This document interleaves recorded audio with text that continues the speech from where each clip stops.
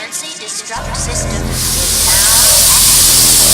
Ship will detonate in T-minus 10 minutes.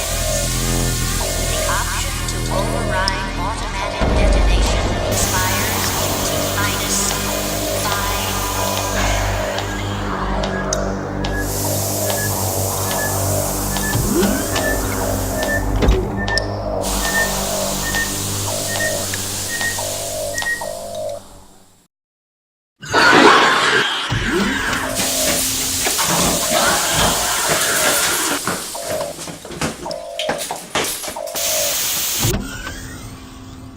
Hey guys, finally made it here. This is Snake Eyes 74 coming to you today. We're doing a Alien Covenant review. I just saw the movie last week. I'm kind of late to this review.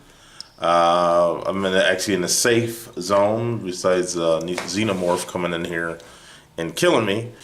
Anyways, getting into Alien Covenant, it was just straight out the bat, very interesting movie.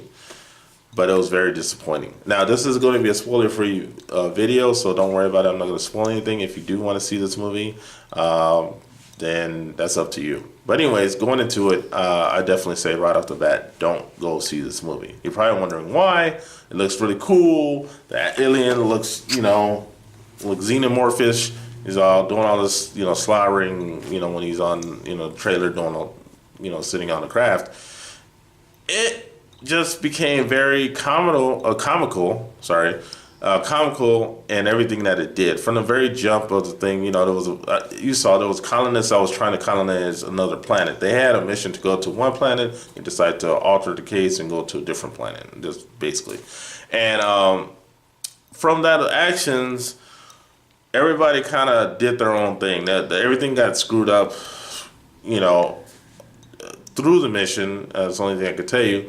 And they decided to alter the course, which was a huge mistake. Now, we know some of the backstory. Now, I'll tell you, I didn't see Prometheus or the prior.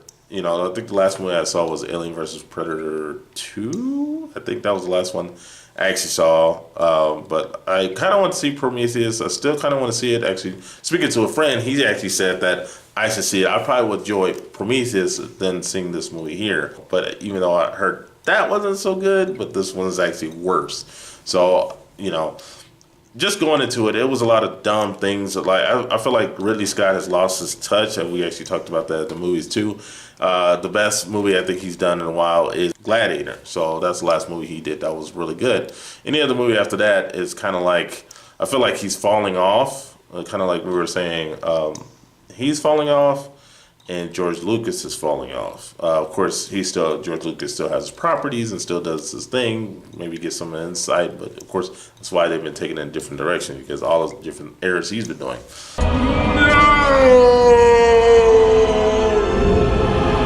I kind of feel like Ridley Scott is kind of in that plateau where he has such a big name that anything he makes is golden, so he can't make any errors. As far as what he does, and he definitely did do some errors in this movie. There was plenty of things, plot stories, character development, or lack of character development. We didn't know anything about these characters. We didn't know anything about their backgrounds. We didn't know, someone had attitude. They kind of had to, it doesn't, most times you think in a big group setting, you always have the certain people. You have the macho man, you have the chef, or you have the counselor, or you have whatever. You have all these different characters in it. Nobody kind of had that. It was kind of like a mesh-up. That's what I felt like. A mesh-up of people that was all grouped together, and then nobody was really individualized besides the captain, the pilot, and this girl that basically played Sigourney Weaver's character, or wanted to be maybe a reboot of Sigourney Weaver's character. It was a mess. Just the decisions they decided to make as far as when they got to the Earth, things that happened within the storyline, just unbelievable, situations that happened that didn't make sense, and why they did certain things. When they found out certain secrets of this planet and why certain people particular person lived on the planet and what he was doing and doing stuff. Like I said, I don't want to spoil anything. They didn't do anything. Nobody did anything. It was like, okay, you did it. So, that's okay, and then they would go investigate and then something would happen. This is wheat. What are the odds of finding human vegetation this far from Earth? Who planted it? So it left me frustrated. I was very frustrated. At one point, I walked out the movie theater trying to see if I could get my money back.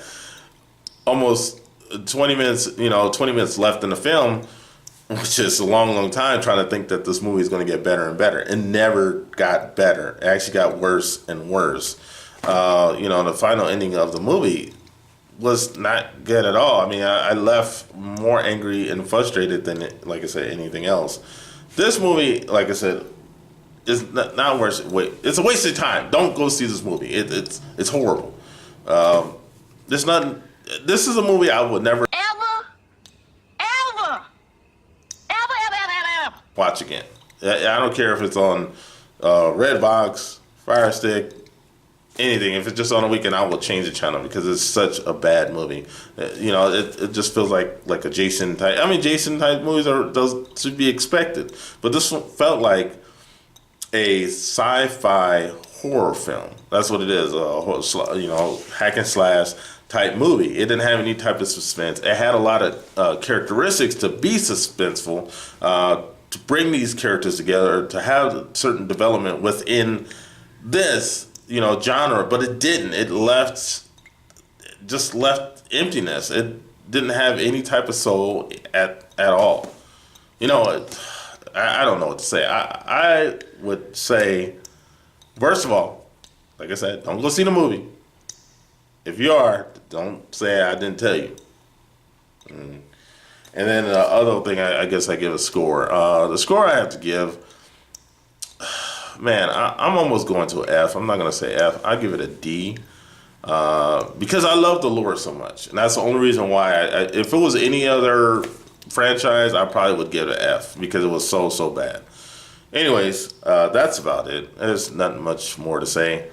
Let me get out of here before this thing. I think I hear it coming back. All right. That's about it. Have a great day. Have a great night. Talk to you later.